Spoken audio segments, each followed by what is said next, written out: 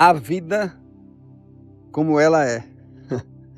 Essa frase eu acho que já foi até tema de filme, ou de alguma série, né?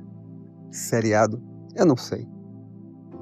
Mas é importante que nós que seguimos a Cristo, que procuramos andar segundo as Escrituras, não por uma obrigação imposta, mas porque o Espírito Santo habita hoje em nós.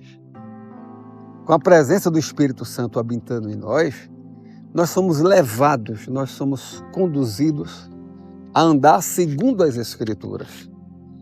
Andar de acordo com aquilo que Cristo ensinou, que os apóstolos ensinaram. E é verdade que tanto Cristo como os apóstolos, eles deixaram muito claro nas Escrituras, tanto nas epístolas como nos evangelhos através de Cristo, que o mundo era um lugar difícil de se viver. O mundo era um lugar difícil de pregar a verdade, de andar segundo as Escrituras. Jesus chegou a dizer que no mundo nós teríamos aflições. Mas ele mesmo também concluiu dizendo, mas olha, mas tem de bom ânimo, porque eu venci o mundo. Logo, se Jesus venceu, o Espírito Santo que habita em nós, que é o próprio Deus, ele nos ajudará a vencer o mundo. Agora nós temos de entender, como servos de Deus, servas de Deus, que tanto aqueles que temem a Deus, como aqueles que não temem, estão convivendo no mesmo mundo. E estão sujeitos às mesmas circunstâncias que acontecem no mundo. Não é? Todos, provavelmente, têm um certo temor e uma certa segurança e se preocupam com o seu futuro, com o seu emprego, com dar a melhor educação aos filhos, ou ter a melhor educação, a melhor qualificação. Se preocupa com a saúde, se preocupa com a segurança, né? Que eu acho que é o tema principal hoje. As pessoas não têm medo apenas de andar na rua, elas têm segurança até no lugar que elas moram. Né? Câmara de segurança, cercas elétricas. Enfim, no mundo, todos estão sujeitos ou expostos a estas questões. A diferença daquele que anda com Cristo, que teve uma vida transformada e que hoje é a habitação do Espírito Santo, é porque diferente do homem do mundo que não teme a Deus, que não teve uma verdadeira experiência com Deus. Eu não falo em conhecer, de ouvir falar, de frequentar dominicalmente uma reunião. Não estou falando nisso, não. Porque quando o Espírito Santo habita em nós, a partir do momento em que aceitamos a Jesus como Senhor de nossa vida, Ele vive em nós 24 horas por dia, não é só aos domingos, não. Nas reuniões religiosas, não é 24 horas por dia, 7 dias por semana. Esse Espírito Santo, ele move, ele conduz a nossa vida durante toda a nossa existência, a partir do momento que nós aceitamos a Cristo. Mas o homem que não entende essa verdade, que é o homem que não nasceu de novo, não nasceu de uma perspectiva espiritual, como está no Evangelho de João, capítulo 3, este homem, ele tem a tendência de avaliar sua existência pelos resultados. Ter um bom emprego, ter uma boa educação, ter uma boa casa, ter dinheiro para viagens, ter dinheiro para os prazeres que ele gosta, gastar mais dinheiro em hobby do que no estender a mão. Esse homem do mundo, quando tem essas coisas, ele avalia bem a sua vida e acha que tem uma boa existência, não é? Mas a gente sabe, entende, que a nossa vida, a nossa existência, influenciada pelo Espírito Santo, ela não é valorada, ela não vai ser, podemos dizer, reconhecida a partir dos resultados.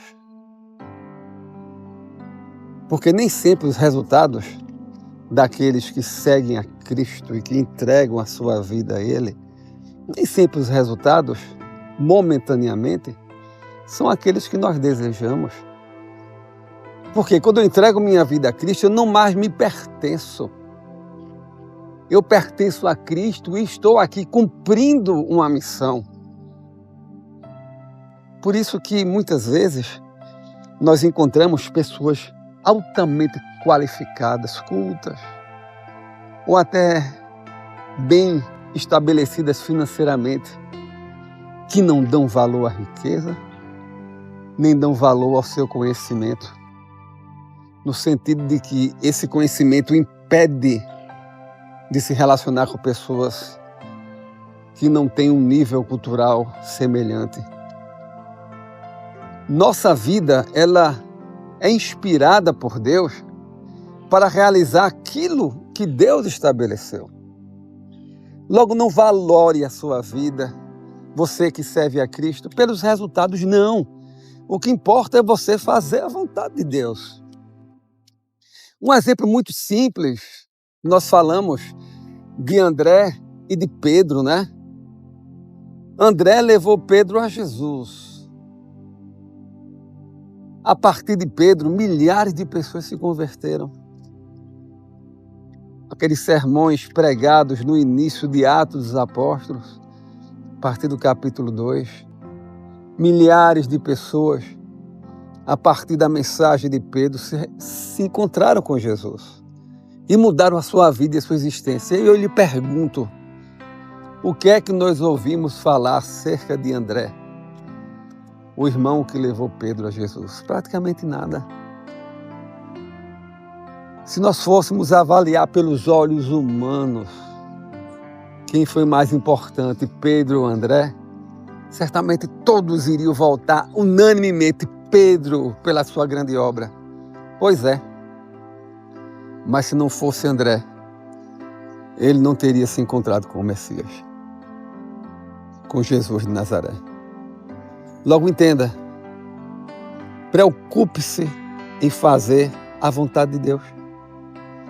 Preocupe-se em ter intimidade com Deus e fazer aquilo que Deus coloca em seu coração, mesmo que seja diferente dos seus sonhos, dos seus planos, daquilo que você quer. Jesus chegou a dizer que aquele que quer segui-lo tem que tomar sua cruz. Para poder segui-lo, você acha que carregar uma cruz é algo fácil? Não. Mas nós estaremos carregando essa cruz com Jesus habitando em nós, com o Espírito Santo nos conduzindo. Logo, não lamente. Se você tem uma vida com Cristo, se o Espírito Santo habita em você, não lamente. Não tenha uma vida de lamentações, até porque a história não chegou ao final. Glorifique a Deus, mude de atitude. Seja uma pessoa que busca a Deus em oração, em leitura da palavra, em serviço. Tanta coisa a ser feita na obra para que pessoas, para que o seu vizinho, para que a pessoa que está ao seu lado no trabalho possa ouvir a Cristo. Tanta coisa a ser feita. E muitas vezes nós estamos parados, olhando para nós, lamentando quando nós temos a vida eterna. A vida eterna. Um tesouro que nem a traça pode corroer, nem a ferrugem pode destruir. Olha, que Deus esteja fazendo com que você comece bem essa semana. Sabendo que você tem habitando em você o maior tesouro. Um tesouro inatingível pelos poderes humanos, porque só pode ser dado por Deus a partir do reconhecimento de Jesus como Salvador. Ele lhe dá a vida eterna. Ele lhe dá salvação. Ele perdoa seus pecados. Que nesse início de semana você possa colocar em sua mente que Deus tem coisas extraordinárias para você. É verdade que você tem um mundo diante de si que gera essas preocupações. Mas olha, confie naquele que conduz a sua história. Enterre a lamentação. Abra os seus lábios e glorifique a Deus e sua vida vai mudar. Porque você vai entender que não está sozinho, não está sozinha aqui na terra. Você tem um Deus que está lhe conduzindo e que disse nos evangelhos: eis que estarei convosco todos os dias até a consumação dos séculos. Que Deus te abençoe em nome de Jesus.